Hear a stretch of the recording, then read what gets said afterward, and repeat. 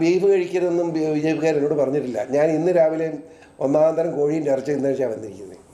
മനസ്സിലായോ? ആ കോഴിയാണ് തിന്നെ, ബീഫും പറ്റില്ലേ. ഞാൻ ഇറച്ചി തിന്നും, മീൻ തിന്നും, എനിക്കിഷ്ടമുള്ളതൊക്കെ തിന്നും. ഇതെല്ലാം ഒന്ന് ഒഴിവാക്കിയാലോ ഒന്ന് ആലോചിച്ചുകൊണ്ടിരിക്കുക. ആരോഗ്യപരമായ പ്രശ്നങ്ങളൊന്നും നല്ലതാണ്. ഒരു വെജിറ്റേറിയനായാൽ പ്രസ്ഥാനമല്ലേ കേരളത്തെ ക്രിസ്ത്യാനിയെ നശിപ്പിച്ചത്? എന്തിനതിന് പുറകെ കിടക്കുന്നത്? ഇത് പിരിച്ചിട്ട് വേറെ പണി നോക്കട്ടെന്ന് കേരള കോൺഗ്രസ് എന്തിനാണ് ഉണ്ടാക്കിയത്? കുറേ ആൾ കൊള്ളയടിക്കാൻ വേണ്ടി, മോട്ടിക്കാൻ വേണ്ടി, പിടിച്ചു പറിക്കാൻ വേണ്ടി. ഞാൻ ചോദിക്കട്ടെ, നിങ്ങൾ ആ ചരിത്രം ഒന്ന് എടുക്കുക, അപ്പം നിങ്ങൾക്ക് മനസ്സിലാവും. ഈ കക്ഷികൾ നദ്ദാജി അവിടെ ദേശീയ പ്രസിഡൻ്റായിരിക്കും, അങ്ങനെ എവിടെ നിന്നാണ് ജയിച്ചതെന്ന് ചോദിച്ചാൽ അതിന് മറുപടി എന്നാ പറയാം, ജനപിന്തുണ ഉണ്ടായിട്ടല്ലേ അവിടെ ഇരിക്കുന്നതല്ലേ ഇരിക്കുമോ?